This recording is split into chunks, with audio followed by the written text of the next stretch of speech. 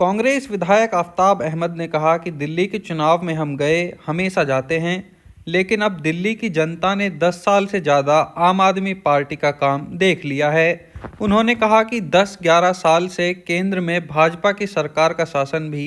लोगों ने देखा, लेकिन दिल्ली में जो आज हालात हैं, जो हवा दूषित है, उसके अलावा जन सुविधा और लोगों की जो दिक्कतें हैं,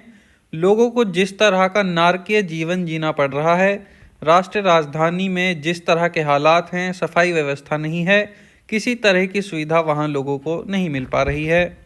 उन्होंने कहा कि दिल्ली में एक खेल चलता आ रहा है, बीजेपी और आम आदमी पार्टी का। दोनों पार्टियां एक दूसरे पर आरोप मढ़ती रहती हैं। सबसे पहले तो मैं कहूँगा कि हम दिल्ली के चुनाव में गए और हमेशा जाते हैं, लेकिन अब दिल्ली की जनता ने 10 साल से ज़्यादा का आम आदमी पार्टी का अपने राज्य में, दिल्ली राज्य में जो है सत्ता देख ली, उनका शासन देख लिया और 10-11 साल का ही केंद्र की बीजेपी सरकार का शासन लोगों ने देख लिया। लेकिन दिल्ली की जो आज हालत है, हवा तो दूषित है ही है, लेकिन उसके अलावा जन सुविधाएं और लोगों की जो दिक्कत है और लोगों को जिस तरीके से नरकीय जीवन, मैं समझता हूं कि दिल्ली राजधानी देश के होने के बावजूद भी जो हालात हैं वहाँ, ना सफाई व्यवस्था है, ना किसी भी तरीके की सुविधा, जैसे राष्ट्रीय राजधानी है देश की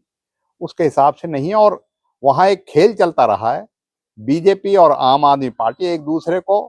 जो है दोष देती रही है, दोष मढ़ती रही है। एमसीडी में बीजेपी है, राज्य में आम आदमी पार्टी है, केंद्र में बीजेपी है, एक दूसरे को मतलब जो है ब्लेम गेम करते रहे। लेकिन वो ये भूल जाते हैं यही दिल्ली थी और शीला दीक्षित जी के नेतृत्व में कांग्रेस की सरकार ने इस दिल्ली को दुनिया की एक बहुत बेहतरीन देश की राजधानी के रूप में उभार के उसको विकसित किया था। मेट्रो रेल बनी थी, फ्लाईओवर बने थे, सड़कों का जाल बिछा था, पीने के पानी और बसों की सीएनजी और जितनी भी प्रोग्रेसिव बातें थी जो प्रदूषण रहित हो और जो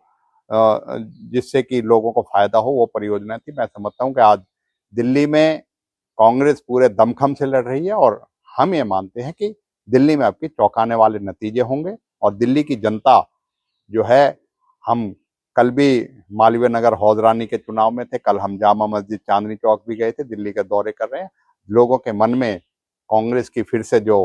विकास की 15 साल में जो देखा था, वो उसको याद करते हुए कांग्रेस को वापसी वोट देने का मन बना रही है। और हम समझते हैं अगले 15-20 दिनों में देखेंगे आप कि चौंकाने वाले नतीजे,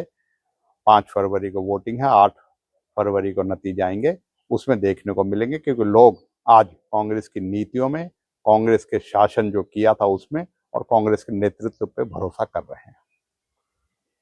पूरा खाने मकर संक्रांति के लिए पूर्वांचलियों के बीच पहुंच जाते हैं, वो बड़ी रैलियों से ज्यादा इस तरह के कार्यक्रमों पर फोकस कर रहे हैं, इससे पार्टी का कितना फायदा होगा? मैं समझता हूं कि एम्स में उन्होंने मरीजों के और मरीजों के परिजनों का जिस हालत में रहते हैं उसका निरीक्षण किया, उससे दुख साझा किया। इसी तरह रिठाला में जाके उन्होंने जो गंदगी थी, जो नाले थे, जिस तरीके से निर्माण हुआ और निर्माण जिस तरीके से ध्वस्त हो गया और जो नरकीय जीवन लोग जी रहे हैं उनके लिए गए। इसी तरीके से राहुल जी अब सीधा संपर्क में और लोगों की परेशानियों के पिछले 4-5 साल से आप देखोगे समाज के किसी भी वर्ग और कोई भी जो था, चाहे किसान की बात हो, चाहे मजदूर की बात हो, चाहे कोई और तरह के कार्य करने वाला हो, उनकी सबकी समस्याओं को जो है समझ के उनको उठाने का वो उन्होंने प्रयत्न किया है। और उसी का नतीजा है कि केंद्र सरकार आज कल उनके ऊपर सबसे ज्यादा मुखर होके प्रहार करती है, बेबुनियाद जो है आरोप लगाती है और दुष्प्रचार करने का कोशिश करती है। मैं समझता हूं कि राहुल जी आज जनता की जो नब्ज है और जनता की जो दिक्कत है, चाहे वो महंगाई की बात है, चाहे प्रदूषण की बात है, सबको मुखर तरीके से विपक्ष नेता और कांग्रेस नेता होने के नाते बड़े प्रमुखता से उठा रहे हैं। बीजेपी